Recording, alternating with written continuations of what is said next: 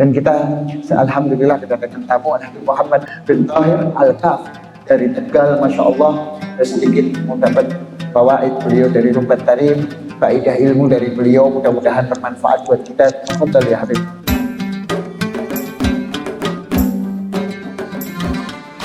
Orang yang beriman itu di masjid rasanya seperti ikan di dalam air. Jadi ikan kalau keluar dari air gimana rasanya? Tidak bisa hidup, kelebakan, harus kembali air.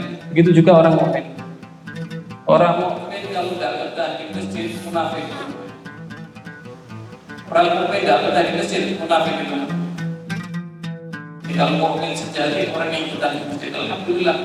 2 jam mungkin di sini, ada yang dari maghrib, ada yang dari isya, ada yang dari, alhamdulillah kita semua di sini. Insya Allah jadi mukmin sejati semuanya. Dan alhamdulillah sekarang kita ada di Riyadhul Jannah. Sebagaimana salah satu bukti bahwasanya majelis-majelis seperti ini, Riyadhul Jannah, yaitu ketenangan. Alhamdulillah orang-orang yang hadir rata-rata merasa tenang ketika hadir maulid, ketika hadir majelis, ketika hadir majelis khatib, maghrib sama isya di masjid, ikut ngaji, ikut baca ratib, tenang. Ini termasuk barokah. Ini yang termasuk turunnya rahmat, itu seperti itu. Nah, kalau udah majelis-majelis penuh barokah, itu rahmat sama maghfirah pasti yang turun. Rahmat, ya kerahmatan daripada Allah Subhanahu wa taala sama maghfirah, ampunan. Yang mana kita manusia biasa tak lepas dari yang namanya dosa dan kesalahan. Tak lepas dari yang namanya dosa dan kesalahan. Sehari kalau mau dihitung coba. Berapa kesalahan yang kita lakukan, berapa dosa, berapa maksiat yang kita lakukan. Alhamdulillah ada majelis seperti ini termasuk buat pengampunan, buat peleburan dosa. Jadi ya iman-iman kalau misalnya tidak hadir sekalipun mungkin seminggu sekali. Majelis-majelis seperti ini termasuk daripada tameng, benteng. Kalau dikatakan contoh aja kecil. Kenal sama orang itu, oh kenal, biasa hadir majelis, oh aman. Tameng sudah itu. Nah, kenal sama orang itu, tidak pernah kelihatan di masjid wakaf, di roboh tidak pernah kelihatan, bingung orang. Ya kan? Oh tapi alhamdulillah, masya Allah kumpulannya orang-orang soleh. Dia biasa ikut majelis, biasa ikut.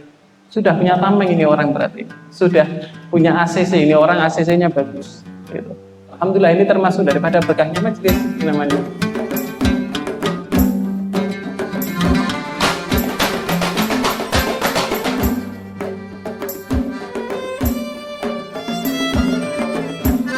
Alhamdulillah wassalatu wassalamu ala Rasulillah Sayyidina Muhammad bin Abdullah wa ala alihi wa sahbihi wa man wala wa la hawla wa la quwwata illa billah, amma ba'd.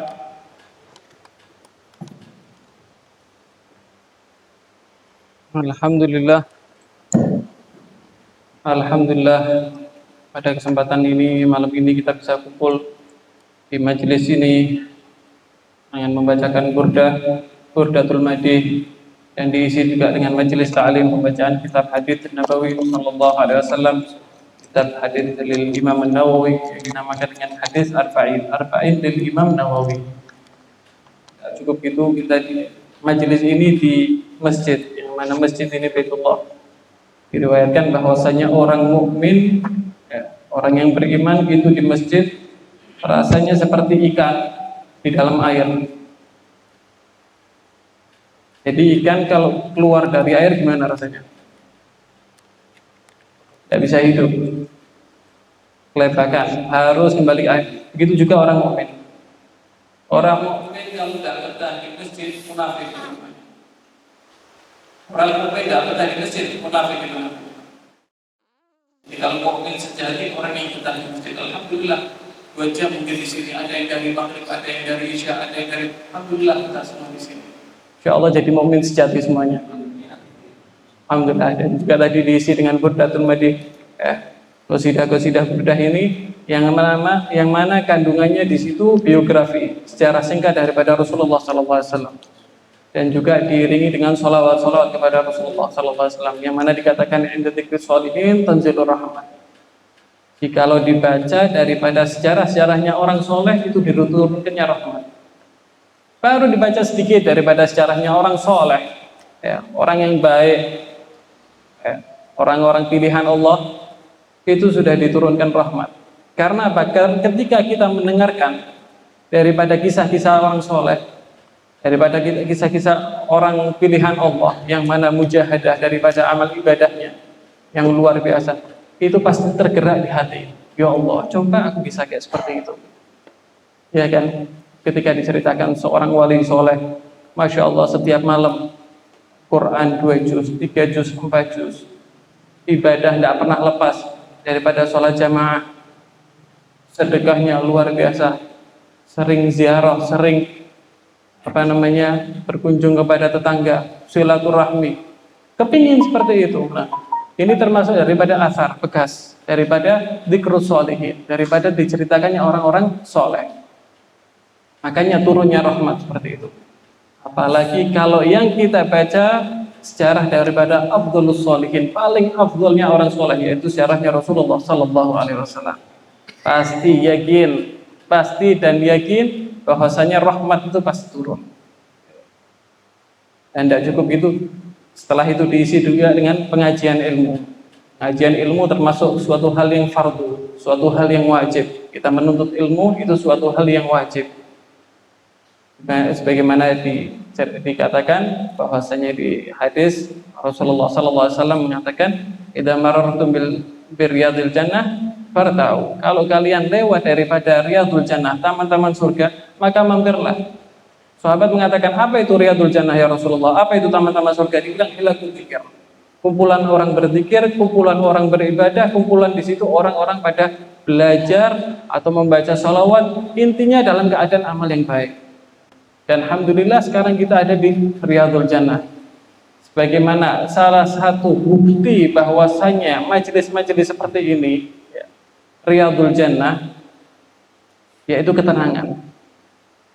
Alhamdulillah orang-orang yang hadir rata-rata merasa tenang ketika hadir maulid, ketika hadir majelis, ketika hadir majelis khatib, maghrib sama isya di masjid, ikut ngaji, ikut baca ratib, tenang. Ini termasuk barokah. Ini yang termasuk turunnya rahmat, itu seperti itu. Nah, kalau udah majelis-majelis penuh barokah, itu rahmat sama maghfirah pasti yang turun. Rahmat, ya, kerahmatan daripada Allah Subhanahu Wa Taala sama maghfirah, ampunan. Yang mana kita manusia biasa tak lepas dari yang namanya dosa dan kesalahan. Tak lepas dari yang namanya dosa dan sehari kalau mau dihitung, coba berapa kesalahan yang kita lakukan, berapa dosa, berapa maksiat yang kita lakukan.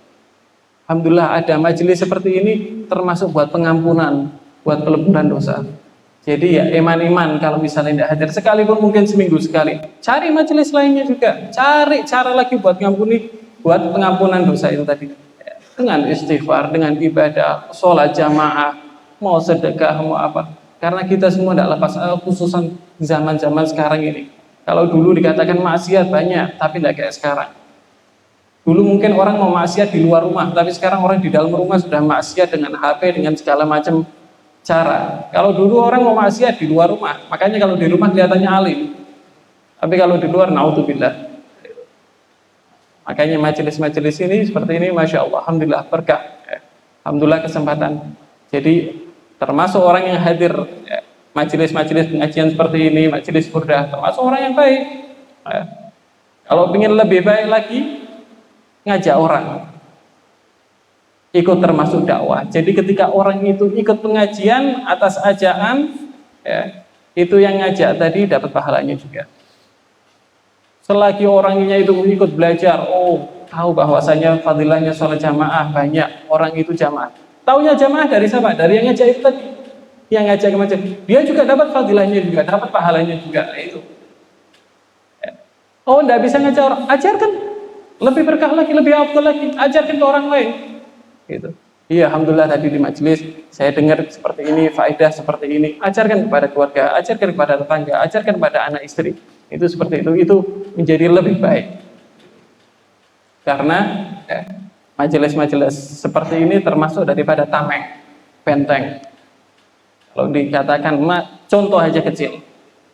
Kenal sama orang itu, kenal, biasa hadir majelis, aman. Tameng sudah itu.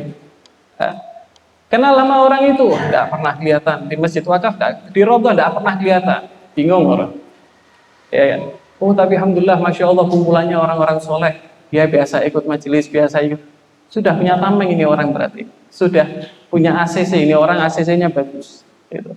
Alhamdulillah ini termasuk daripada berkahnya majelis, ini namanya. Termasuk daripada berkahnya majelis. Sebagaimana tadi di hadis juga disebutkan, hadis tadi menceritakan tentang sifat-sifatnya wali, ya. Tentang sifat-sifatnya wali. Ya. Alhamdulillah kita di Pekalongan ada wali kutub Al-Habib Ahmad bin Abdullah bin Thalib Al-Attas. Termasuk ya, cara juga untuk pengampunan, peleburan dosa. Apa? Ziarah wali. Diriwayatkan ya, daripada kalam sholihin banyak bahwasanya ada dua yang diberikan sama Allah ketika orang ziarah wali. Yang pertama paling sedikit, paling minimal, yaitu apa? Ghufranud dzunub, diampuninya dosa.